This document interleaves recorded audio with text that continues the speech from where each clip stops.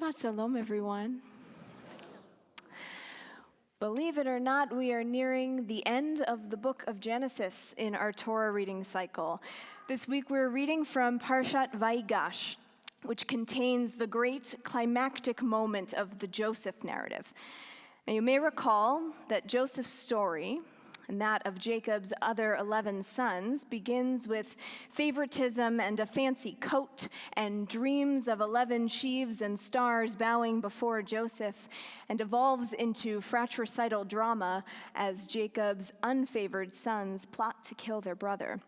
And though they sell him into slavery instead, a torn and bloodied coat convinces Jacob that Joseph is dead. Joseph, meanwhile, rises and falls in Egypt's ranks, eventually becoming Pharaoh's right-hand man. And when the famine that Joseph predicts hits, Egypt is thriving, and Canaan, Joseph's homeland, is starving. So Jacob sends his remaining sons down to Egypt for rations, but when the brothers bow down before the Egyptian viceroy, they don't recognize their brother Joseph all those years later. And so Joseph uses this as an opportunity for a little bit of payback. And as we open up this week's reading, after teasing and testing them until they're about to crack, Joseph sees that his brothers have changed. The same men who threw Joseph into a pit and tricked their father into thinking he was dead, instead put themselves on the line to protect Benjamin and to spare the feelings of their still heartbroken father. And in that moment of realization, Joseph reveals his identity to his stunned siblings and promises to bring them and their families and their now aged father Jacob down to Egypt to live in comfort for the rest of their days. Now imagine Jacob's reaction when he learns that his long-lost son is alive. The rabbis actually posited that Jacob died of shock in that moment, but was miraculously revived. So great was his surprise and his utter joy in that moment. And so we might suppose that Jacob would have floated down to Egypt on a cloud of positivity and gratitude. And we even read in the text, God came down to Jacob on the journey and reassured him that he was going to have a storybook happy ending down in Egypt. So it might come as a bit of a shock to us that when Joseph proudly introduces his dad to his boss, the exchange goes like this. Joseph then brought his father Jacob and presented him to Pharaoh. Jacob greeted Pharaoh. Pharaoh asked Jacob, "How many are the years of your life?" And Jacob answered Pharaoh, "The years of my sojourn on earth are 130. Few and hard have been the years of my life, nor do they come up to the lifespans of my ancestors during their sojourns." Then Jacob bade Pharaoh farewell and left Pharaoh's presence.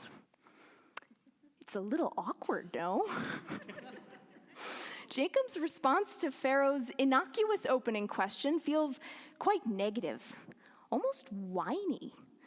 And in a midrash on this moment, the rabbis actually imagine that God was so deeply offended by Jacob's ingratitude for all the times that God protected him and blessed him, that God actually ensures that what Jacob says comes true and that he won't outlive his fathers.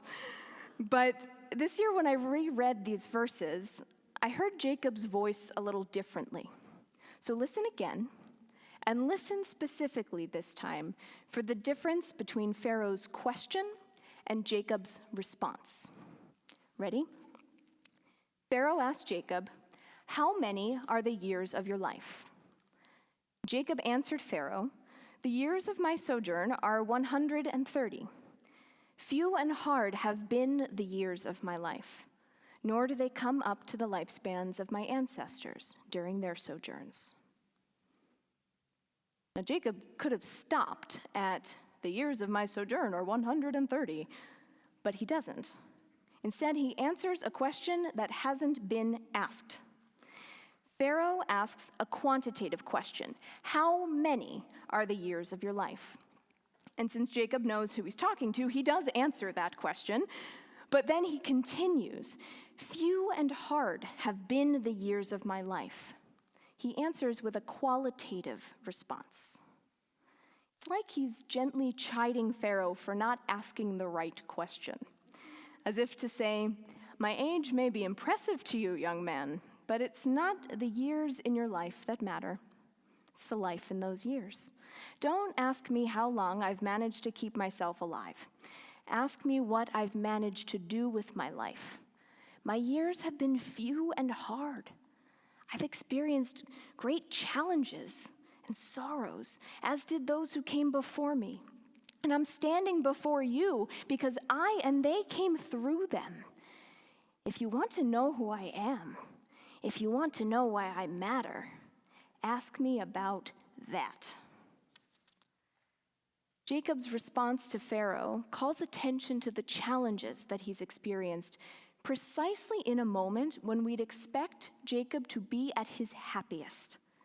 He's getting to spend his final years in comfort, surrounded by his children and his grandchildren, reunited with his favorite son, whom he can now justifiably brag. And while at first this juxtaposition might feel jarring, when we recontextualize his comments, they begin to make a bit more sense. These past challenges are integral to Jacob's present happiness, because the challenges he's overcome are what make his happiness meaningful. In reflecting on Jacob's response to Pharaoh, I can't help but think of President Jimmy Carter, who died earlier this week. Nearly every headline that hit the news last Sunday, as many obituary announcements tend to do, began with his age, which was an impressive 100 years. But you can almost imagine Carter responding as Jacob did. "It's not about the number of years I managed to live. It's what I managed to do with those years that matters." Few and hard were the years of Carter's presidency. He served a single term, not by choice, and after facing many challenges both outside of his control and of his own making. Some he faced successfully, some not so much. But while he could have quietly lived out the next 4 decades of his life back on his peanut farm in Plains after being voted out of office, Carter faced up to the challenge of figuring out what to do after being the most powerful person in the world for 4 years. And he prevailed. He created an inspirational post-presidential life dedicated to public service at home and supporting democracy and human rights abroad. When he was awarded the Nobel Peace Prize in 2002, the Nobel Committee lauded him, quote, "for his efforts of his decades of untiring effort to find peaceful solutions to international conflicts, to advance democracy and human rights, and to promote economic and social development." A member of the Nobel Committee said, "Jimmy Carter will probably not go down in American history as the most effective president, but he is certainly the best ex-president the country ever had." In transitioning from the title of president to citizen, Carter turned a deeply challenging chapter into a deeply meaningful and joyful legacy. And remember that Jacob, too, underwent a title change, a name that was granted to him as a blessing at the end of an all-night wrestling match with an angel, a physical embodiment of Jacob's internal and interpersonal struggles. "Your name shall be Yisrael," the angel said, "Ki sarita, for you have struggled, im Elohim ve'im anashim, with beings divine and human, v'tuchal, and you've prevailed." Persevering and prevailing through struggle is the source of Yisrael's blessing, and we who bear the blessing and the legacy embodied in that name can find similar paths to the joy of meaning and mattering in persevering through the challenges that we face, whether by chance or by choice. And so as we look to this new year unfolding before us, with its inevitable challenges that may emerge by chance or by choice, may we be blessed with the strength to persevere and prevail, so that those challenges become sources of meaning over the many more years that, God willing, we will be blessed to see. Can you hear Ratzon?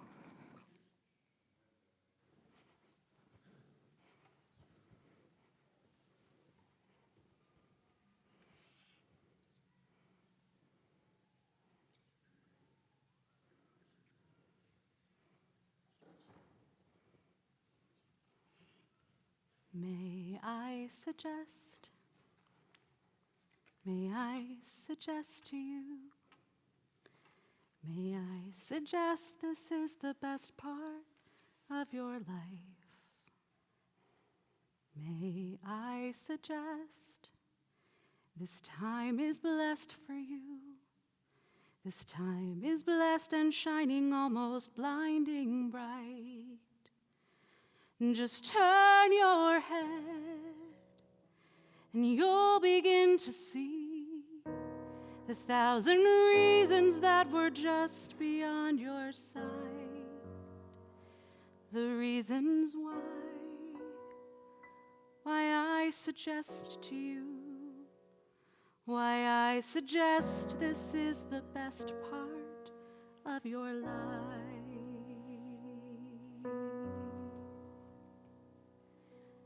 There is a world that's been addressed to you, intended only for your eyes.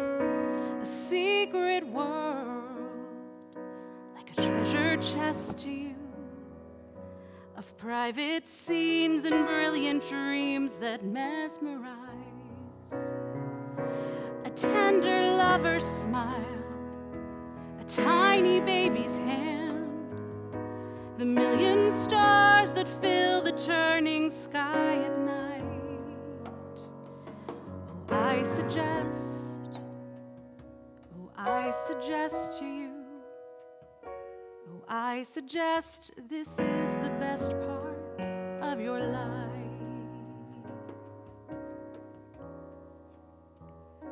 There is a hope that's been expressed in you, the hope of 7 generations, maybe more. This is the faith that they invest in you. It's that you'll do one better than been done before. Inside you know, inside you understand, inside you know what's yours to finally set right.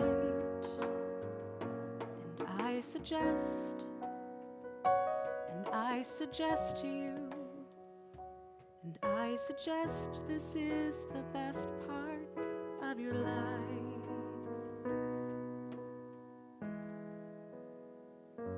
This is a song, comes from the west to you, comes from the west, comes from the slowly setting sun. This is a song with a request of you to see how very short the endless days will run. And when they're gone, and when the dark descends, oh, we'd give anything for one more hour of light.